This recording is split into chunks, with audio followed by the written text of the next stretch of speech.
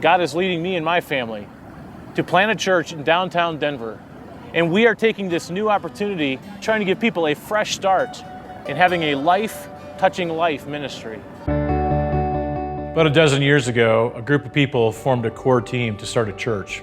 Mainly, we were tired of the way we were living out our faith, or maybe we'd say the way we weren't living out our faith. And we wanted to create a church of people that were solely committed to loving God, loving each other, and loving our neighborhood. And so in 2008, the Providence Bible Church was formed.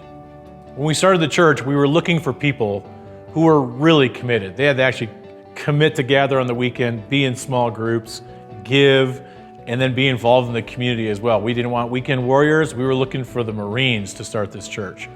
And quickly, a Sunday service began. We started meeting then in small groups and then looking for ways to get active in our neighborhood.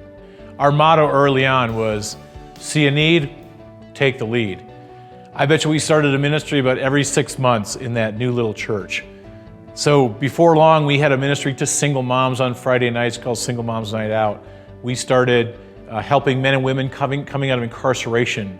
We started a foster care ministry. We started helping refugees who were recently resettled here to Denver. We started a Boy Scout chapter just for boys who didn't have a father. And it was a hive of activity. It was a lot of fun. And we actually found our faith beginning to revive in our own hearts as we were living out the gospel in our neighborhood. After working with hundreds of families in the neighborhood over the first 5 years, we started asking the question, how do we not just help people in poverty, but help them get out of poverty? And in 2014, Cross Purpose was born to really provide expensive love to families and walk them all the way out. Not just helping people who needed help, but helping people who really wanted help.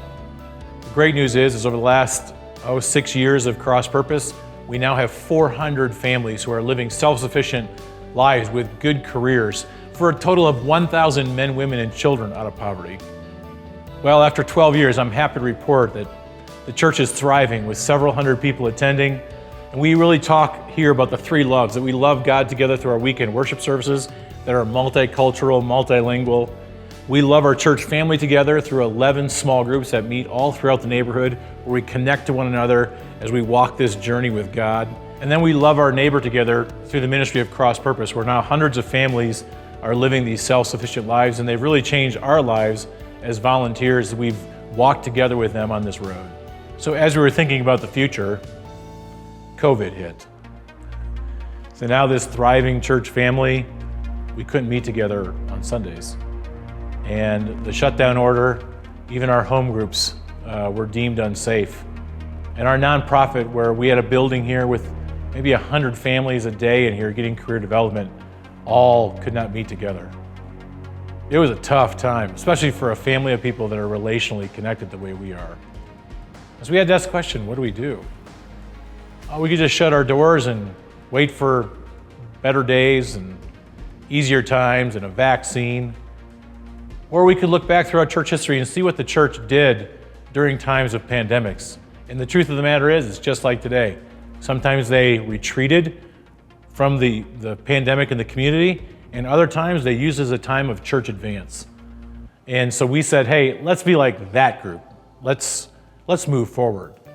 Out of that heart was birthed this movement called Love Northeast Denver, where we just brought our friends as other partner churches together and started ministering to needs. They flowed in through the hotline and through our website. And through Love Northeast Denver, that effort, over 400 families were helped, hundreds of volunteers participated, over $50,000 were raised, and needs were met in the middle of that pandemic.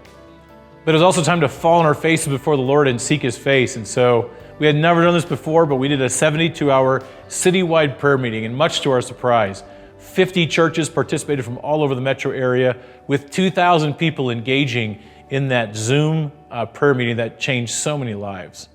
So as we approach 2021, we are actually launching a 3-year plan that we are calling The City Together Restored.